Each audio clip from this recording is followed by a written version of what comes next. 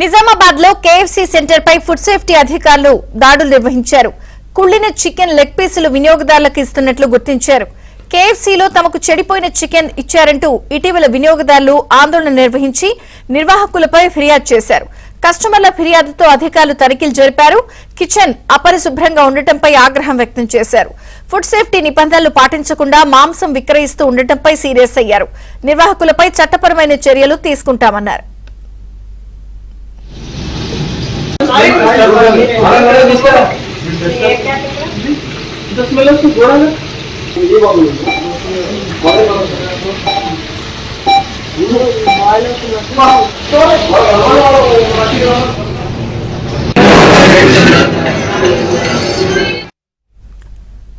నిజామాబాద్ లో KFC centre పై food safety అధికారులు దాడులు నిర్వహించారు. కుళ్లిన చికెన్ లెగ్ పీసులు వినియోగదారులకు ఇస్తున్నట్లు గుర్తించారు.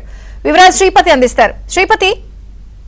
విజయచంద్రిక, నిజామాబాద్ నగరంలో కేఎఫ్సీ సెంటర్ పై ఫుడ్ సేఫ్టీ అధికారులు అలాగే మున్సిపల్ అధికారులు దాడి చేసిన సమయంలో చాలా విభ్రాంతికరమైన విషయాలు వెలుగుచూస్తాయి. ఏదైతే విక్రయానికి సిద్ధంగా ఉన్న చికెన్ లెగ్ పీసులు అలాగే చికెన్ ఫ్రైకి సంబంధించిన మెటీరియల్ అంతా కూడా కుళ్ళిపోయి కనిపించింది.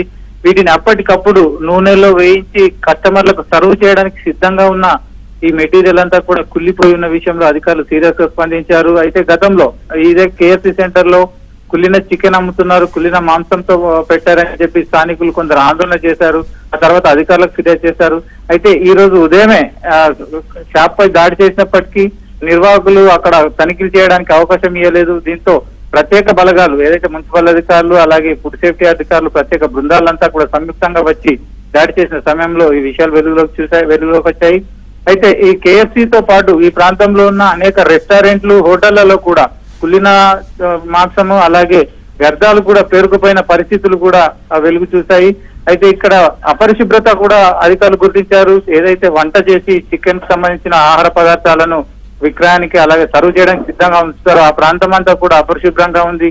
ఆ ప్రాంతంలో ఉన్న ఈగలు, దోమలు లాంటి జీవుల వ్యవహారాలు కూడా అధికారులు గుర్తించారు. అంటే మొత్తంగా అక్కడ నిర్వహణ అస్తవ్యస్తంగా ఉంది. ఏదైతే ప్రాణాంతకర సమస్యలు ఏర్పడే వ్యాధులు సోకే అవకాశం కూడా ఉందని అధికారులు గుర్తించారు. దీనికి సంబంధించి ప్రస్తుతానికైతే కేఎఫ్సీ నిర్వాహకులపై కేసు నమోదు చేశారు. వీరిపై చట్టపర చర్యలు తీసుకోబోతున్నారు. అలాగే ఈ ప్రాంతంలో ఈ వ్యాపార కేంద్రాలు అలాగే ఈ షాపింగ్ కాంప్లెక్స్ లలో ఉన్న ఇలాంటి రెస్టారెంట్లు, హోటళ్లపై కూడా మరిన్ని దాడులు చేసేందుకు అధికారులు సిద్ధమవుతున్నారు. విజయచంద్రిక. Thank you Sripati.